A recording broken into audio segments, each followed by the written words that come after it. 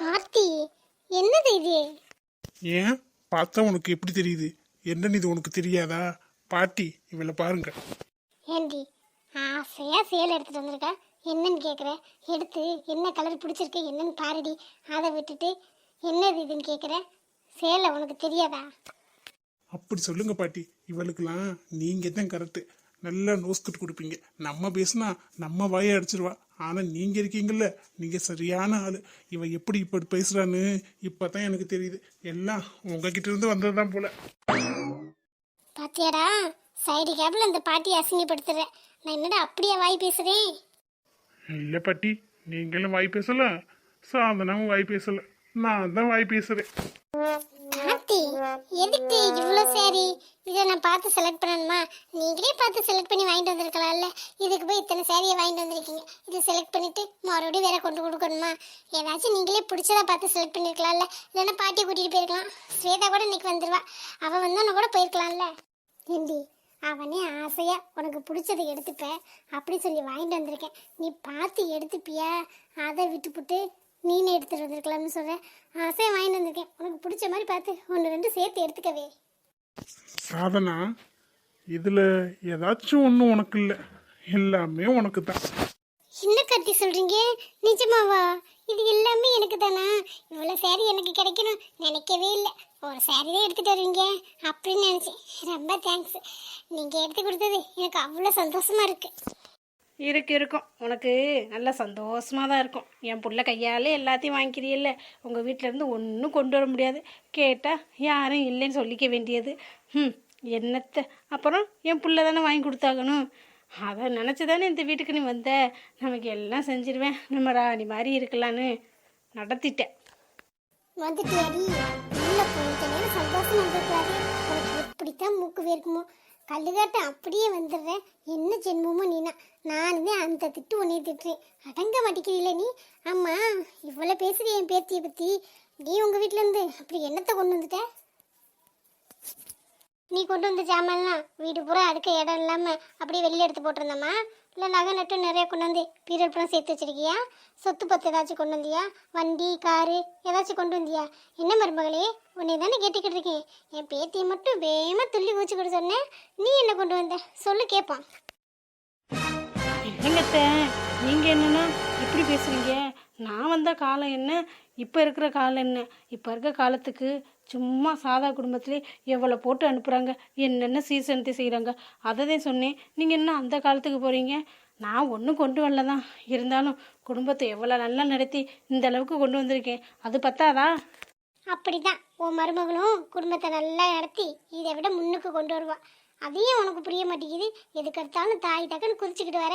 கொஞ்சம் அவள் சிரிச்சா போதும் உனக்கு மூக்கு வேர்த்து வந்துடுறியல்ல. அவள் மனசு எவ்வளோ கஷ்டப்படும். உனக்கு சொன்னதுக்கே எவ்வளோ கோபம் வருது. உனக்கு கல்யாணம் நடந்து எந்த காலம் எல்லாத்தையும் ஆண்டு அனுபவிச்சிட்டேன். இன்னும் உனக்கு கோபம் வருது. அவள் சின்ன பிள்ளை, அதுவும் வயிற்று பிள்ளைக்காரி. அவளை கலங்கடிக்கிற. நல்லா கேளுங்க பாட்டி. இந்த அம்மாக்கு என்ன சொன்னாலும் புத்தியே வராது. நாங்களும் எவ்வளவோ சொல்லி பார்த்துட்டோம். அப்பா அழுத்தே போயிட்டாரு. அம்மாவுக்கு பயந்து அவர் பாதி நாள் வீட்டிலேயே இருக்கிறதுல எங்கிட்டாச்சும் ஓடி போயிட்டு நைட்டு தூங்குறதுக்கு தான் வராரு. ஸ்வேதா சொல்லவே வேணாம். முன்னாடி அம்மா அம்மான்னு கிடந்தா. இவங்க பண்ணுறதை பார்த்துட்டு அவளுக்கும் பிடிக்காமலே போயிடுச்சு. இவங்க யாருக்குமே பிடிக்காம ஆயிட்டாங்க. எல்லாம் இவங்க கோணம். என்னங்கத்தே, எல்லாருமா சேர்ந்துக்கிட்டு எனக்கு எதிராகவே நிற்கிறீங்க. நான் என்ன தப்பாக கேட்டுவிட்டேன்? எடுத்து கொடுத்தா என் புள்ள தானே எடுத்து கொடுக்கணும். அவள் என்னமோ ஆச்சரியப்படுற மாதிரி கேட்குறா. அதனால தான் சொன்னேன், எல்லாமே என் புள்ள தானே செய்யணும். இனி குழந்த பிறந்தா அதுக்கு எவ்வளோ செலவு இருக்குது, அதுக்கும் என் புள்ள தான் செய்யணும். அப்புறம் கொலுசு செயின் அது இதுன்னு லொட்டு லொசுக்குன்னு வாங்கணும்ல, அதுக்கும் என் புள்ள தானே செய்யணும். இல்லை தாய் மாமன்சுன்னு சொல்லிட்டு யாராச்சும் கொண்டு வர போகிறாங்களா? இல்லை இல்லை அம்மா, இதுக்கு மேலே ஒரு வார்த்தை பேசுனீங்கன்னு வச்சுக்கோங்களேன், நான் என்ன பண்ணுவோம்னே எனக்கு தெரியாது. சரி, என் புள்ள வயிற்றுல இருக்கே, யாரையும் இது பேசக்கூடாது, மனசு நோக்குற மாதிரி நடந்துக்க கூடாது அப்படின்னு நானும் பொறுமையாக போனால் நீங்கள் பாட்டுக்க உங்கள் இஷ்டத்துக்கு பேசிக்கிட்டே போகிறீங்க. அவள் என்னோட பொண்டாட்டி. என்னோட பொண்டாட்டிக்கு என்னென்ன வாங்கி கொடுக்கணும்னு எனக்கு தெரியும். நான் வாங்கி கொடுப்பேன், வாங்கி கொடுக்காமலும் இருப்பேன். உங்களுக்கு எதுக்கு? அவளுக்கு செய்ய யாரும் இருக்கலாம், இல்லாமலும் போகலாம். அவளுக்கு யார் இருந்தாலும் நான் செய்வேன். நான் செய்கிறத யாராலையும் தடுக்க முடியாது.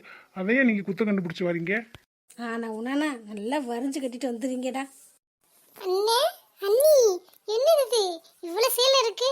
இவ்வளோ சேலை வாங்கி வச்சுக்கிட்டு எதுக்கு கூக்குன்னு கத்திக்கிட்டு இருக்கீங்க? வெளியில வரைக்கும் கேட்குது. வா ஸ்வேதா, வந்துட்டியா? எங்க நீ மட்டும் தான் வந்திருக்க, தம்பியை காணோம். இல்லை பாட்டி, வர வழியில அவங்களுக்கு அவசரமா ஃபோன் வந்துச்சு. சரி ஆஃபீஸ் போயிட்டு வரோம்னு என்னைய வர சொல்லிட்டாங்க. அதோட நான் ஆட்டோ பிடிச்சி வந்துட்டேன். வீட்டு வாசல்ல ஒரே சத்தமா இருக்கு. வீட்டுக்குள்ள வந்து பார்த்தா கலர் கலரா சாரிலாம் இருக்கு. ஆமா, அண்ணியே ஒரு மாதிரி இருக்காங்க. அதெல்லாம் ஒன்றும் இல்லை ஸ்வீதா, நான் நல்லா தான் இருக்கேன். நல்லபடியாக வந்து சேர்ந்துட்டீங்கல்ல. தம்பி எங்க அவசரமா போயிட்டாங்களா? சரி வரட்டும், 2 3 நாள் ஆச்சுல வேலைக்கும் போயிட்டு வரட்டும். சரி, உனக்கும் பிடிச்சதை பார்த்து எடுத்துக்க. நீங்க எதுக்கு நீ ஒரு மாதிரி இருக்கீங்க? அம்மா ஏதாச்சும் சொன்னுச்சா? அம்மா பத்தி தான் உனக்கு தெரியும்ல ஸ்வேதா. அப்பெல்லாம் ஒன்றும் இல்லை ஸ்வேதா, யாரும் ஒன்றும் சொல்லலை. நான் நல்லா தான் இருக்கேன். உனக்கு பார்க்குறதுக்கு தான் அப்படி தெரியுது போல. நீ உனக்கு பார்த்து சேரீ எடுத்துக்க. எனக்கு கொஞ்சம் தலை வலிக்கிற மாதிரி இருக்கு. நான் போய் ரெஸ்ட் எடுக்கிறேன். என்னமோ நடந்திருக்கு, என்கிட்ட சொல்ல மாட்டேங்கிறீங்க. என்ன பாட்டி, உங்க மருமக வேலையை காட்ட ஆரம்பிச்சிட்டாங்களா? அடியே, நானும் பார்த்துக்கிட்டு இருக்கேன். போகும்போது என்கிட்ட ஒரு வார்த்தை சொல்லலை. போயிட்டு ஒரு ஃபோன் பண்ணி கூட அம்மா என்ன பண்ணுற, நாங்கள் வந்து சேர்ந்துட்டோம், நல்லாயிருக்கோம் அப்படின்னு சொல்லலை. இப்போ வீட்டுக்கு வந்தாலும் என்னை கண்டுக்காமல் அவங்கள்ட்ட மட்டுமே பேசிக்கிட்டு இருக்கேன். உங்ககிட்ட பேச பிடிக்கலன்னு அர்த்தம். அது கூட உனக்கு தெரியாதா? ஆமாடி, இந்த அம்மா இல்லாமல் தான் நீ இவ்வளோ தூரம் வளர்ந்து நிற்கிற, அதனால பேசுவேன். ஸ்வேதா கரெக்டாக தானே பேசுறா. அவ பேசுறதுல இப்பதான் நியாயமா பேசுறா. அவளுக்கும் விவரம் தெரிஞ்சிருச்சுல. இங்க பாருங்கம்மா, நீங்க தான் அண்ணி ஏதோ சொல்லியிருக்கேன்னு தெரியும். மறுபடியும் இதே மாதிரி பண்ணீங்கன்னு வச்சுக்கோங்களே, நீங்களாம் வீட்டை விட்டு வெளில போவேணாம். நாங்க எல்லாரும் விட்டு வெளில போய் தனியா சந்தோஷமா இருப்போம். நீங்க மட்டும் இந்த வீட்டிலே ஒண்டிக்கிட்டே இருக்க வேண்டியதான். உங்களுக்கு எப்படி வசதி? நல்லா பேச கற்றுக்கிட்டடி. பெத்த அம்மாவே பார்த்து கேள்வி கேட்குற பற்றியா? ஒண்டிக்கட்டையா இருன்னு எல்லாம் என் தலையெழுத்து. வாயே திறக்கக்கூடாதுல இந்த வீட்டில். இந்த ஸ்வேதா, அத்தை எதுக்கு இது பண்ண பாரு, கோச்சிட்டு போயிட்டாங்க பாவம். நீ வாயை மூடி. அவ பேசுனதுல என்ன தப்பு இருக்கு? அவ கரெக்டா தான் பேசுறா. நீ முதல்ல எந்த சேலை வேணுமோ பார்த்து எடுத்துட்டு ஸ்வேதாக்கும் கொடு. ஏங்க நீ அப்பா ஏதாச்சும் சொன்னா ஏத்து பேச மாட்டீங்களா? எப்ப பார்த்தாலும் மூஞ்சி உருன்னு வச்சிருங்க, இல்லைன்னா கண்ணீர் தண்ணி வந்துடுது. உங்களை என்னதான் பண்றதோ தெரியல. சரி விடு ஸ்வேதா, அவளை பத்தி தான் தெரியும்ல, நான் பாத்துக்கிறேன். சேலை எடுத்துக்கொண்டு முதல்ல உள்ள வை, அப்புறமா செலக்ட் பண்ணி எடுத்துக்கலாம். சரிண்ணே, எனக்கு தான் கொஞ்சம் டயர்டா இருக்கு. இன்னும் சாயங்காலம் பார்த்துக்கலாம். இந்த மீனா எதுக்கு இங்கே வர சொன்னா? நம்மளை கண்டாலே எரிஞ்சு எரிஞ்சு விழுவா. ஆனால் இன்னைக்கு நல்லா பேசினாலே, வாங்கன்னு சொன்னா. ஒருவேளை அவளுக்கு இங்கே எல்லாமே ஞாபகம் வந்துருச்சோ? அப்படி இருந்தால் அத்தையும் மாமாவும் சொல்லியிருப்பாங்களே. ஓ, சர்ப்ரைஸ் கொடுக்குறக்காக வர சொல்லியிருப்பா.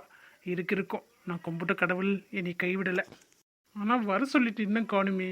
ஒருவேளை விளையாட்டு கட்டுறாளா? என்ன சுக்மம்மா, வந்து ரொம்ப நேரம் ஆச்சா? சாரி. இல்லை மீரா, அப்படிலாம் ஒன்றும் இல்லை. இப்போ தான் வந்தேன். ஆமாம், வர சொன்னேன், வீட்டுக்கு வர சொல்லியிருக்கலாமே, இங்கேயே வர சொன்னேன். இல்லைம்மாம்மா, உங்ககிட்ட தனியாக பேசணும்னு தோணுச்சு, அதனால தான். மீராவோட நடவடிக்கையே மாறிடுச்சு.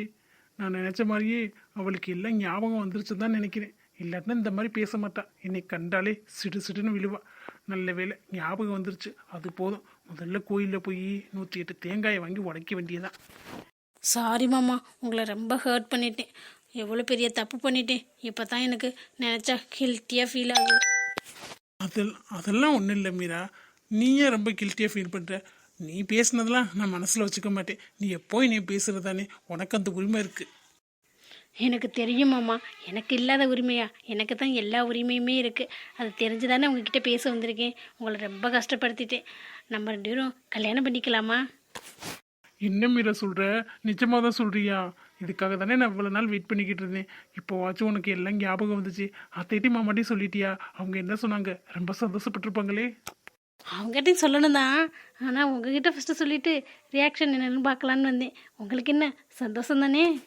எனக்கு ரொம்ப சந்தோஷம் மீரா. எனக்கு எப்படி சந்தோஷம் இல்லாமல் இருக்கும்? இருக்கும்டா, உனக்கு சந்தோஷமாக தான் இருக்கும். ஏன்னா இதுக்கு தானே நீ காத்துக்கிட்டு இருக்க. இப்படிலாம் நான் பேசணும் அப்படி தானே நீ எல்லாத்தையும் பிளான் போட்டு பண்ணிக்கிட்டு இருக்க. மீரா, நீ என்ன சொல்ற? எனக்கு ஒன்றும் புரியல. பிளான் போட்டு சந்தோஷப்பட்டுக்கிட்டு இருக்கேனா? இப்போ என்ன உண்மைதானே பேசுனேன்? நான் சும்மா நீங்கள் என்ன சொல்கிறீங்கன்னு பார்க்குறதுக்காக பண்ணேன். நீங்கள் ஒரு வார்த்தை வீட்டில் பேசிட்டு அதுக்கப்புறம் முடிவு பண்ணலான்னு சொல்லியிருந்தா கூட கொஞ்சம் மரியாதை இருந்திருக்கும். உடனே இதுக்கு தானே நான் காத்துக்கிட்டு இருந்தேன்னு சொன்னீங்க பார்த்தீங்களா? அப்போவே தெரிஞ்சிச்சு உங்கள் லட்சணம் என்னன்னு. ஏன் மீரா அப்படி பண்ணுற? சும்மா இருந்தவனை வர சொல்லி நீனா சொல்லி நான் ஏதோ சொன்னவும் என் வாயை பிடுங்கி எதுக்கு இப்படிலாம்? உங்களை பற்றி தெரிஞ்சுக்க வேணா, அதனால தான் உங்களை சும்மா ஒன்றும் வர சொல்லல. இன்னைக்கு ஈவினிங் என்னை பொண்ணு பார்க்க வராங்க. நீங்கள் மறக்காமல் வந்தால் நல்லாயிருக்கும். பொண்ணு பார்க்கவா? அத்தை மாமாவும் என்கிட்ட எதுவும் சொல்லலையே. நானே இன்னும் அவங்கக்கிட்ட சொல்லலை. அவங்கக்கிட்ட சொன்னால் உங்களோட சேர்ந்து ஏதாச்சும் பிளான் பண்ணுவாங்க. தேவையா? அவங்க வர டைமில் சொன்னால் போதும். அப்போவே நான் சொல்லிக்கிறேன், உங்ககிட்ட முன்னாடியே சொல்லிக்கிறேன். ஏன்னா நீங்கள் தான் நல்லா வயிற்றுச்சல் படுவீங்கள்ல, படுங்க. அப்போ தான் எனக்கு ரொம்ப சந்தோஷமாக இருக்கும். என்னென்னலாம் என்கிட்ட போய் சொன்னீங்க. என் ஃப்ரெண்டை வச்சு என் மனசை என்னையவே மாற்ற பார்க்குறீங்களா? என்கிட்டே முடியுமா? எதுவும் நடக்காது. இப்போ நான் சிவாவை தான் கல்யாணம் பண்ணிக்க போகிறேன். அதை யாராலையும் தடுக்க முடியாது.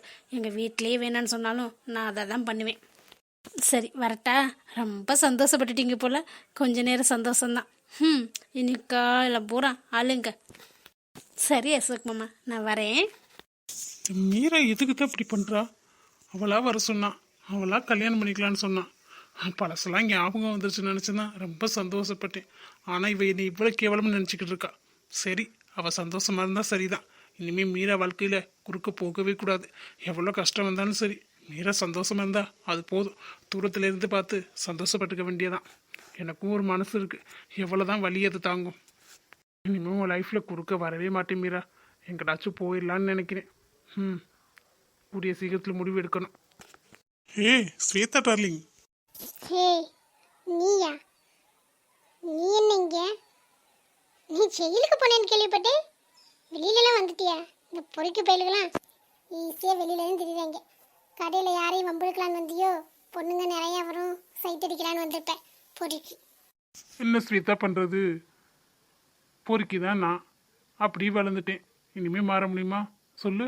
அம்மா கல்யாணம்லாம் ஆயிடுச்சு போல, ரொம்ப சந்தோஷமா இருக்கியாமே. அப்படியா? ஆமாம், ஒரு நல்ல பையனை கல்யாணம் பண்ணிக்கிட்டு ரொம்ப சந்தோஷமா இருக்கேன். அதுக்கு என்ன இப்போ உனக்கு? கேள்விப்பட்டேன். எங்கே துணி கடைக்கு வந்திருக்க? துணி எடுக்கவா? துணி கடைக்கு துணி எடுக்க வராம கறி எடுக்கவா வருவாங்க? என்ன ஸ்வேதா, காமெடி பண்ணுறேன்னு சொல்லிட்டு என்னமா பண்ணிக்கிட்டு இருக்க? என்னை மாதிரி பொறிக்க பயிலெல்லாம் உங்களுக்கு பிடிக்காது. பின்ன துணி கடைக்கு எடுக்க வராங்க, துணி எடுக்க தானே வருவாங்க. ரொம்ப சந்தோஷமா இருக்கும்னு திமுரு. லவ் பண்ண பையனே கல்யாணம் பண்ணிக்கிட்டோம்னு திமுரு. அதானே ஸ்வேதா இப்படி பேசுகிறேன்? உன்னையெல்லாம் பாவம் புண்ணியம் பார்த்து விட்டேன் பாரு. அன்னைக்கு என் அக்கா கறி வந்துட்டான். அவள் மட்டும் பண்ணாமல் இருந்தானா என்கிட்ட இருந்து நீ தப்பிச்சிருக்கவே முடியாது. இப்போ மட்டும் ஒன்று கிட்ட போகல. இப்போ நான் நினச்சாலும் உன்னை என்ன வேணாலும் பண்ணலாம், இப்படியே கடத்திட்டு கூட போயிடலாம். ஆனால் இப்போ அதை செய்ய மாட்டேன். ஏன்னா நீ கொஞ்ச நாள் சந்தோஷமா இரு, அதுக்கப்புறம் கஷ்டத்தை தான் நான் அனுபவிப்பேன். சிப்பா, சும்மா லூசு மாதிரி பேசிக்கிட்டு என்ன பேசுகிறோம்னே தெரியாது. உன் மூஞ்சில முழிச்சேன் பாரு. என்ன சொல்லணும், இன்னைக்கு துணி வாங்கின மாதிரி தான். நான் இன்னொரு நாளே வந்து வாங்கிக்கிறேன். நீ இருக்க திசை பக்கமே வரக்கூடாது. போடி போ. நீ எங்கே போகிறேன்னு பார்க்குறேன். நல்லா சந்தோஷமாக தான் இருக்க போல ஆள். மிஸ் ஆயிட்டேன். இருந்தாலும் உன்னை கண்டுக்காம விட்டது ரொம்ப தப்பாக தான் போச்சு. பார்த்துக்கிறேன். சந்தோஷமாக இருக்காளா? இருக்கக்கூடாது. நம்மளேருந்து ஏதாச்சும் ஒன்று பண்ணுறோம், ஆனால் மிஸ் ஆகிக்கிட்டே போகுது. தரமாக ஏதாச்சும் ஒன்று பண்ணணும். பேசாமல் இந்த ராகுல தீர்த்து கட்டிட்டா இவ காரம் போட அழுதுகிட்டே இருப்பாள்ல. பார்ப்போம்.